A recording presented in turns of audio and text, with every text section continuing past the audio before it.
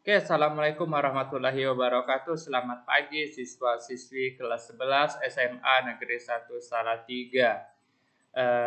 Pada hari ini ya, kita membahas tentang pengorganisasian data, di mana pengorganisasian data ini adalah lanjutan materi yang saya siapkan minggu lalu ya, tentang pengolahan data, ya kan? Tentu kalian masih ingat ya. Jadi kalau seandainya kalian lupa ya tentang data, kalian bisa dengarkan ulang video yang sudah saya upload di YouTube ya. Oke. Hari ini kita membahas tentang pengorganisasian data. Jadi sebelum kita bahas ya, tentunya bagi siswa-siswi yang kurang jelas atau yang masih kurang paham ya dengan materi yang saya jelaskan ini, kalian bisa bertanya ya di grup WA ya. Di grup WA sekaligus kita bisa diskusi di sana ya tentang pembelajaran informatika ini. Oke, langsung saja ya untuk mempersingkat waktu kita membahas tentang pengorganisasian data.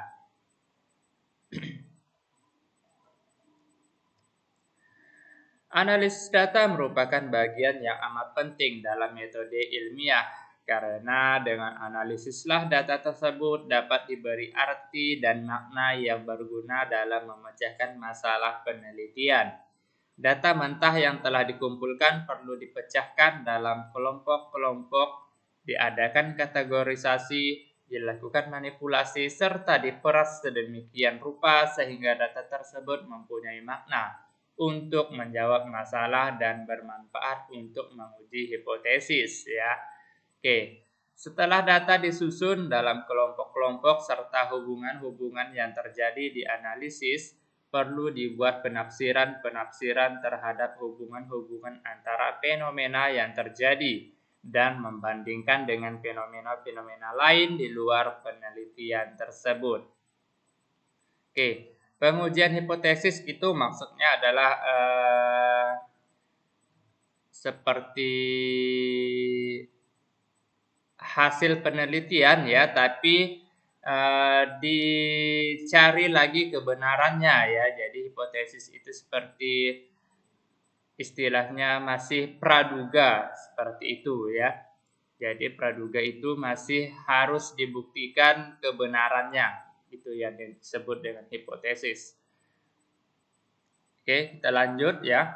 Editing. Sebelum data diolah ya.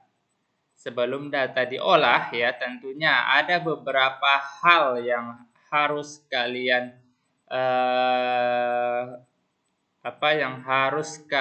lakukan ya di dalam yang namanya pengorganisasian data tadi ya. Oke, di antaranya yang pertama ada editing ya. Ada editing. Sebelum data diolah, data perlu diedit terlebih dahulu. Beberapa hal yang perlu diperhatikan dalam mengedit data. Yang pertama, apakah data sudah lengkap dan sempurna? Iya kan? Yang kedua, apakah data sudah cukup jelas tulisannya untuk dibaca? Apakah semua catatan dapat dipahami? Apakah semua data sudah cukup konsisten? Apakah data sudah uniform? Dan yang terakhir, apakah data respon yang tidak sesuai? Ya kan? Itulah yang kalian lakukan ya sebelum data itu sudah jadi ya. Jadi kalian harus mengeditnya terlebih dahulu ya. Hal yang harus kalian lakukan. Yang pertama editing. Oke, yang kedua ada pengkodean data. Data yang dikumpulkan dapat berupa angka, kalimat pendek atau panjang, ataupun hanya iya dan tidak. Untuk memudahkan analisis, jawaban-jawaban tersebut perlu diberi kode ya. Jadi itulah pengkodean data ya. Data yang dikumpulkan dapat berupa angka, kalimat pendek dan panjang, atau hanya iya dan tidak. Untuk memudahkan analisis, jawaban-jawaban tersebut perlu diberi kode ya. Oke. Membuat tabulasi ya, itu yang ketiga. Membuat tabulasi termasuk dalam kerja memproses data. Membuat tabulasi tidak lain adalah memasukkan data ke dalam tabel tabel, dan mengatur angka-angka sehingga dapat dihitung jumlah kasus dalam berbagai kategori. Jadi kalian harus membuat tabel ya untuk menghitung dan mengatur angka-angka yang sudah kalian dapatkan di lapangan. Oke. Selanjutnya menganalisis data. Langkah pertama dalam analisis adalah membagi data atas kelompok atau kategori-kategori. Kategori tidak lain dari bagian ya. Jadi menganalisis itu mengkelompokkan bagian-bagiannya ya. Itu yang dimaksud. Beberapa ciri dalam membuat kategori sebagai berikut. Yang pertama, kategori yang dibuat harus sesuai dengan masalah dan tujuan penelitian. Yang B, kategori harus lengkap. Yang C, kategori harus bebas dan terpisah. D, tiap kategori harus berasal dari satu kaidah klasifikasi. Dan E, tiap kategori harus dalam satu level. Itu dalam menganalisis data ya. Oke, kita lanjut ya. Analisis hubungan.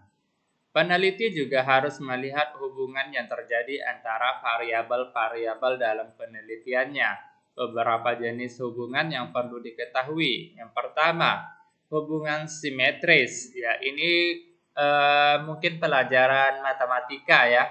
Kalau nggak salah matematika, hubungan simetris. Apabila sebuah variabel berhubungan dengan variabel yang lain, tetapi adanya variabel tersebut bukan disebabkan atau bukan dipengaruhi oleh variabel yang lain. Yang B, hubungan asimetris. Hubungan antara variabel di mana satu variabel mempengaruhi variabel yang lain, tetapi hubungan tersebut tidak timbal balik, ya. Itu hubungan asimetris. Yang C, hubungan timbal balik.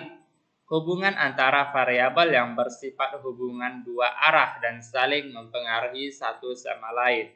Kalau nggak salah ini pelajaran matematika ya, karena di sini kan membahas tentang data ya, menganalisis data. Jadi ada sangkut pautnya dengan pelajaran matematika. Oke. Selanjutnya analisis silang. Ya, analisis silang adalah analisis dengan menggunakan tabel silang. Tabel silang ini dapat berbentuk frekuensi ataupun persentasi ya. Jadi kalau frekuensi itu tinggi rendah ya, seperti diagram batang ya. Kalau persentasi biasanya ya dalam bentuk persen-persen ya. Itu analisis silang. Oke, analisis sosiometrik. Analisis sosiometrik adalah analisis dalam mengadakan pilihan. Mengadakan pilihan ya, pilihan tersebut dapat saja mengenai pilihan terhadap orang, partai politik, kelompok minoritas, pengaruh garis komunikasi, dan sebagainya. Itulah analisis sosiometrik ya. Oke, selanjutnya ada analisis semantik diferensial. Dalam analisis perbedaan semantik, peneliti dihadapkan kepada kajian skala yang telah diberikan pada sifat-sifat bipolar ya, baik dalam kategori evaluasi, potensi, ataupun kegiatan. Analisis ini dapat dikerjakan dengan menggunakan analisis varian-varian, tetapi analisis yang sering dilakukan adalah dengan cara yang lebih mudah, yaitu dengan menggunakan analisis jarak klaster ataupun analisis faktor. Ya, itu analisis semantik diferensial. Oke, kita lanjut ya. Penafsiran data. Yang kalian harus lakukan ialah penafsiran data. Penafsiran atau interpretasi tidak lain dari pencarian pengertian yang lebih luas tentang penemuan-penemuan.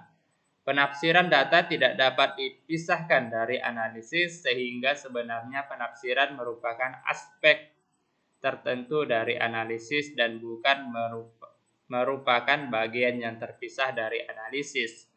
Secara umum, penafsiran adalah penjelasan yang terperinci tentang arti yang sebenarnya dari materi yang dipaparkan. Itulah penafsiran data ya. Oke, selanjutnya ada generalisasi dan kesimpulan. Generalisasi adalah penarikan suatu kesimpulan umum dan analisis penelitian. Generalisasi yang dibuat harus berkaitan pula dengan teori yang mendasari penelitian yang dilakukan. Setelah generalisasi dibuat, peneliti perlu pula menarik kesimpulan dari penelitian. Penelitian harus cukup hati-hati dalam membuat kesimpulan, ya, penelitian. Penelitian tidak pernah luput dari bias pribadi yang ada kalanya bias ini akan mempengaruhi kesimpulan yang akan ditarik, ya.